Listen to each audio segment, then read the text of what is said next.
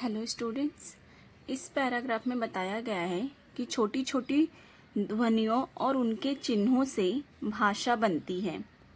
इन्हीं को भाषा में वर्ण कहा जाता है। वर्ण वे आवाज़ें या ध्वनियाँ हैं जिन्हें हम हमेशा एक ही तरह बोलते, सुनते, लिखते और पढ़ते हैं। इनको तोड़कर और छोटा नहीं किया जा सकता। जैसे यहाँ पर शब्द दिया है कमल।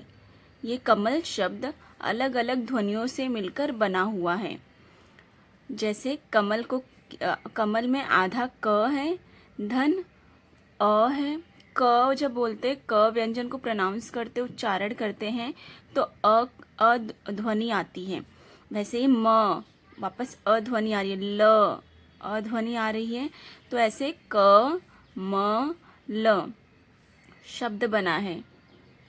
बिना अ के क कैसा रहेगा? आधा रहेगा। जब आधे क में अ की ध्वनि जोड़ेंगे तब ये पूरा क बनेगा।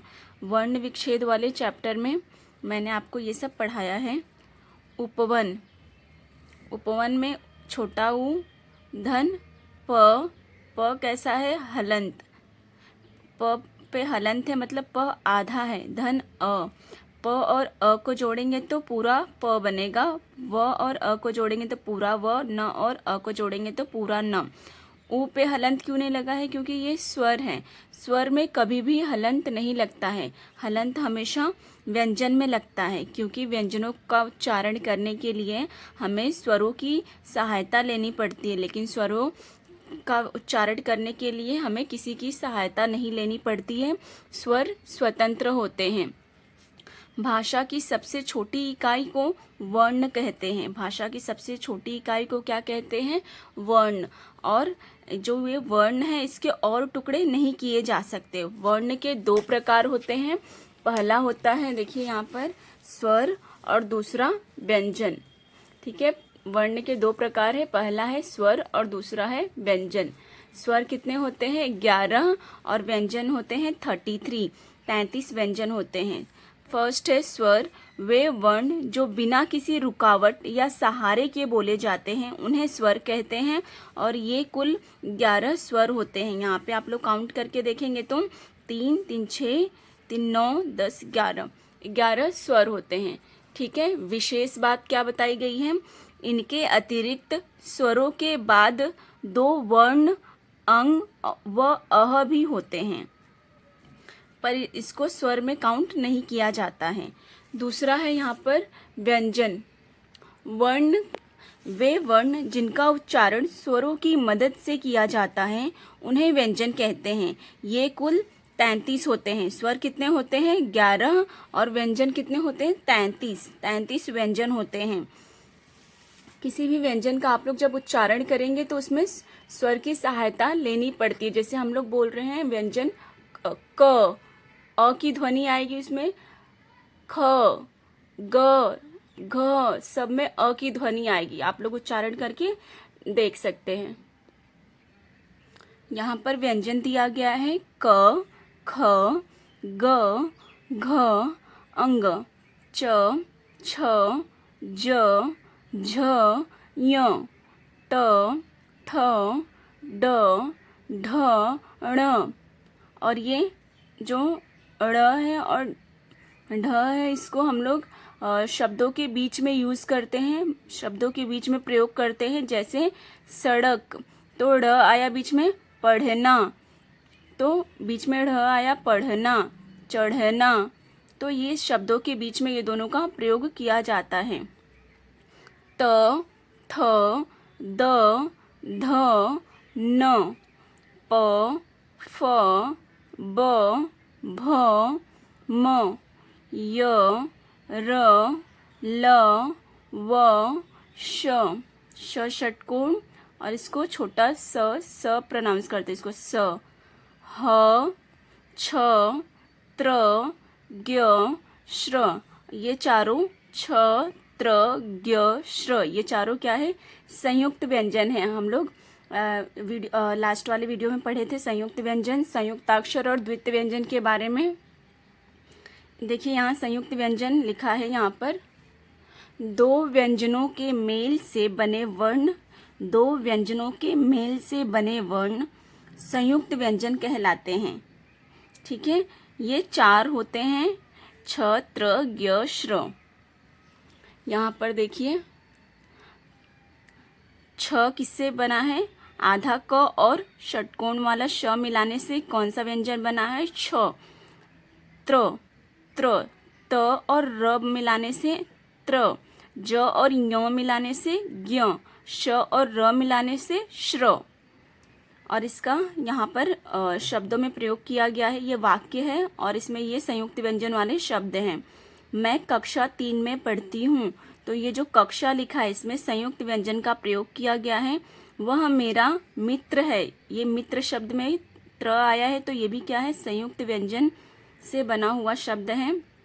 ज्ञानी व्यक्ति नम्र होता है, तो ये भी संयुक्त व्यंजन का शब्द। यहाँ पर भी संयुक्त व्यंजन का शब्द है। किसान कड़ी धूप में श्रम करते हैं।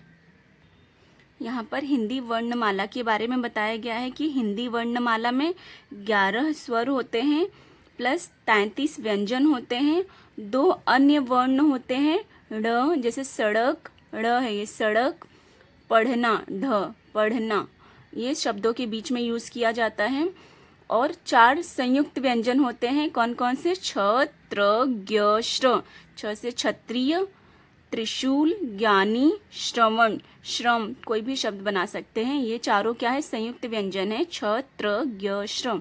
तथा वर्णमाला में स्वरों के बाद लिखे जाने वाले, वर्णमाला में स्वरों के बाद लिखे जाने वाले 2 वर्ण हैं, अंग और अह। ये दोनों स्वरों के बाद लिखे जाते हैं। इस प्रकार हिंदी वर्णमाला में कुल 52 वर्ण हैं। कुल कितने वर्ण हैं? 52। हिंदी वर्णमाला में कुल कितने वर्ण हैं? 52, 52, 52 वर्ण हैं। इनके अतिरिक्त हम विदेशी वर्णों, ये क्या है? विदेशी वर्ण है, ज के नीचे ये नुक्ता है ना, इसको ज, और फ, उर्दू, ये दोनों उर्दू भाषा से लिया गया है और अंग्रेजी भाषा से अ लिया गया है, ये वाला। इसका यूज करते जैसे ऑन, ऑफ, ऑटो, ऑनलाइन, ऐसे शब्द बनता है इससे। और ये दोनों उर्दू भाषा से लिया गया है, ज और फ। अब यहाँ पर देखिए, वर्णों के निश्चित क्रम को वर्णमाला कहते हैं। वर्णों को हमेशा निश्चित क्रम में रखा जाता है, एक सही सीक्वेंस में रखा जाता है। जैसे अ के बाद आ के बाद छोटी, फिर बड़ी, ऐसे सीक्वेंस में रखा जाता है। व्यंजन को भी क, उसके बाद ख, ग, घ, अंग, ऐसे सीक्वेंस में रखा जाता है, उसे ही वर्णमाला कहा जाता है। स्वर रहित व्यंजन को हल चिन्ह द्वारा या हलंत द्वारा दिखाया जाता है, हलंत लगाकर दिखाया जाता है। यह है हलंत का चिन्ह। जब भी हमें स्वर रहित, स्वर के बिना व्यंजन दिखाना हो तो उस व्यंजन के नीचे हलंत लगता है। अस्वर हर व्यंजन में लगा रहता है, उच्चारण करके भी देख सकते हैं। कोई भी व्यंजन बोलेंगे जैसे म, अ की ध्वनि आएगी वहाँ पे, च, अ की ध्वनि आ रही है, हर जगह पे अ की ध्वनि आएगी। और यहाँ पर बिना अ का क दिखाने के लिए यहाँ पर क के नीचे हलंत लगा है। और जब क में अ की ध्वनि जोड़ेंगे तो यहाँ पे पूरा क बनेगा। तो यहाँ पे इसीलिए लिखा है कि अ स्वर हर व्यंजन में लगा रहता है। जैसे क धन अ बराबर क, मतलब क में जब अ जुड़ेगा तब ये पूरा क होगा। और अ के बिना अगर दिखाना है क को तो नीचे हलंत लगेगा। यहाँ पर ध्यान से देखिए, यहाँ पर बहुत सारे बच्चे बहुत कंफ्यूज्ड रहते हैं। अनुस्वार का चिन्ह ये है, ऊपर जो स्लीपिंग लाइन के ऊपर जो डॉट है उसको अनुस्वार कहते हैं। और ये स्लीपिंग लाइन के ऊपर जो चंद्र बिंदु है उसको अनुनासिक कहते हैं, अनुनासिक। और ये जो 2 डॉट हैं उसे विसर्ग, विसर्ग। ऐसी ध्वनियाँ हैं, अनुस्वार, अनुनासिक और विसर्ग ऐसी ध्वनियाँ हैं जो न स्वर हैं और न ही व्यंजन, पर हिंदी भाषा का अभिन्न अंग है। बहुत ही हिंदी भाषा में इसका बहुत महत्व है, अनुस्वार, अनुनासिक और विसर्ग का।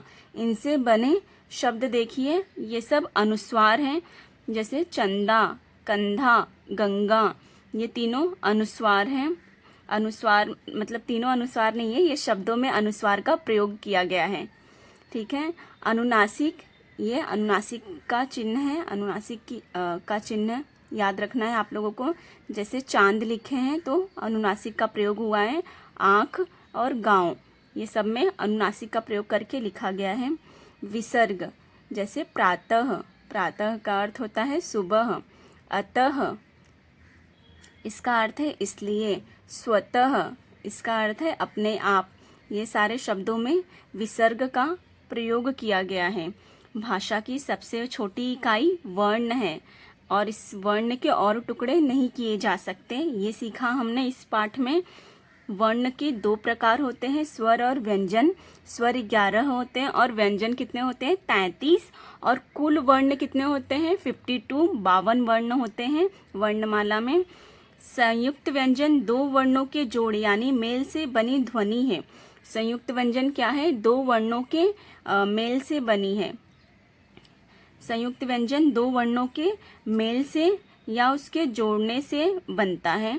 जैसे 2 व्यंजन आधा च और छ। ठीक है, तो इससे क्या बनेगा? मच्छर। तो च और छ क्या है? संयुक्त व्यंजन। इसको संयुक्त व्यंजन में जो लास्ट वीडियो बनाई थी उसमें डिटेल में बताई हूँ संयुक्त व्यंजन। अगर आप लोगों को सीखना होगा तो वो वीडियो आप लोग देख सकते हैं, उसमें बहुत सारे एग्जाम्पल्स भी हैं। वीडियो अच्छी लगे तो लाइक शेयर एंड सब्सक्राइब कीजिएगा। Thank you.